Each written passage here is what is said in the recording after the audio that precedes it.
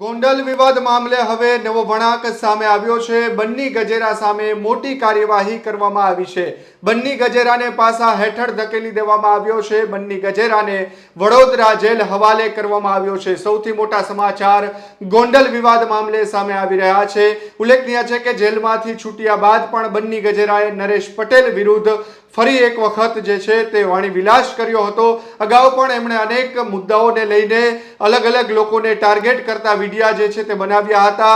Facebook ઉપર વાણી વિલાસ કરતી પોસ્ટો મૂકવામાં આવી હતી। ગોંડલ પોલીસે તેમની સામે મોટી કાર્યવાહી પણ કરી હતી। તેમની સામે કાર્યવાહી બાદ જિગીસા પટેલ અને બન્ની ગજેરા જે છે તેમનો ઓડિયો ક્લિપ પણ વાયરલ થયો હતો અને તેમાં પણ નરેશ પટેલની ચર્ચા જે છે તેમની સામે કાવડતો કરતું હોવાનો કથિત ઓડિયો ક્લિપ વાયરલ થઈ હતી। ત્યારે બન્ની ગજેરા સામે હવે મોટી કાર્યવાહી થઈ છે અને તેમને જેલ હવાલે ધકેલી દેવામાં આવ્યું છે। ત્યારે આ બાબતે આપણી સાથે વાત કરવા માટે પત્રકાર રોનક મજેઠિયા જોડાયા છે। રોનક, જણાવશો બન્ની ગજેરા સામે મોટી કાર્યવાહી?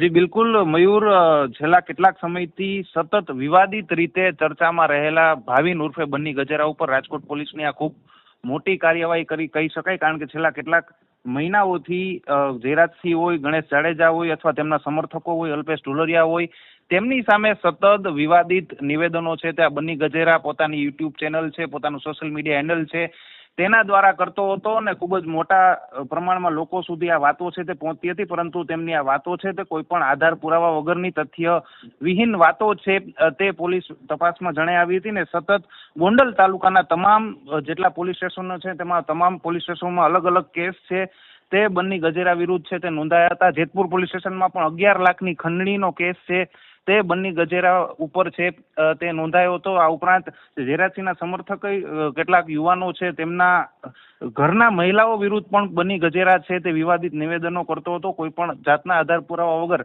આ અંગે અલ્પેશ ઢોલરિયા અને તેના પરિવાર ઉપર પણ બન્ની ગજેરાએ વિવાદિત ટિપ્પણીઓ છે તે કરી હતી ને તેને લઈને અલ્પેશ ઢોલરિયાએ બન્ની ગજેરા ઉપર 10 કરોડનો માનહાનિનો દાવો પણ કર્યો હતો ને આ ઉપરાંત જે અલગ અલગ જેટલા લોકો ઉપર વિવાદિત નિવેદનો બન્ની ગજેરાએ કર્યા હતા તે લોકો દ્વારા ગોંડલ તાલુકાના અલગ અલગ પોલીસ સ્ટેશન હોય, ગોંડલ એ ડિવિઝન હોય, ગોંડલ તાલુકા પોલીસ સ્ટેશન હોય, સુલતાનપુર પોલીસ સ્ટેશન હોય, જેતપુર પોલીસ સ્ટેશન હોય, અલગ અલગ જગ્યા હોય બન્ની ઉપર છેલ્લા કેટલાક સમયથી અનેક કેસો છે તે નોંધાયા હતા અને સતત જયરાજસિંહ અને તેમના પરિવારની વિરુદ્ધ છે તે બન્ની ગજેરા છે તે વિવાદિત નિવેદનો આપતો હતો, કેટલાક મોટા દાવાઓ કરતો હતો જેને તેની પાસે કોઈ આધાર પુરાવા નહોતા, માત્ર તે દાવા જ કરતો હતો। આને લઈને ક્યાંક ને ક્યાંક છે તે ગોંડલ પોલીસ છે તેના દ્વારા બન્ની ગજેરા ઉપર ધરપકડ પણ કરવામાં આવી હતી। બન્ની ગજેરા ફરાર પણ થઈ ગયો હતો અને લાંબી તપાસના આધારે નૈનીતાલથી બન્ની ગજેરાની જે છે તે ધરપકડ છે તે કરવામાં આવી હતી ને આ ધરપકડ બાદ બન્ની ગજેરાએ કબૂલ્યું પણ હતું।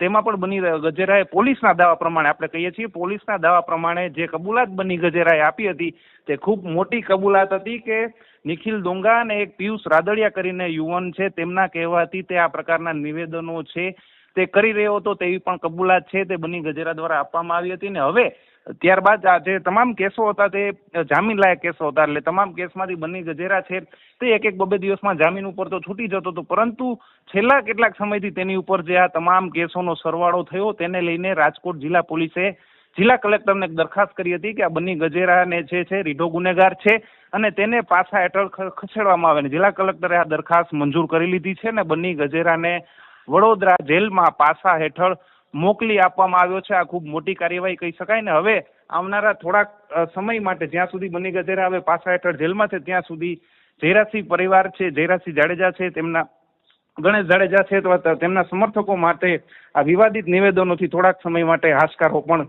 કહી શકાય। બિલકુલ રોનક, ખૂબ ખૂબ આભાર।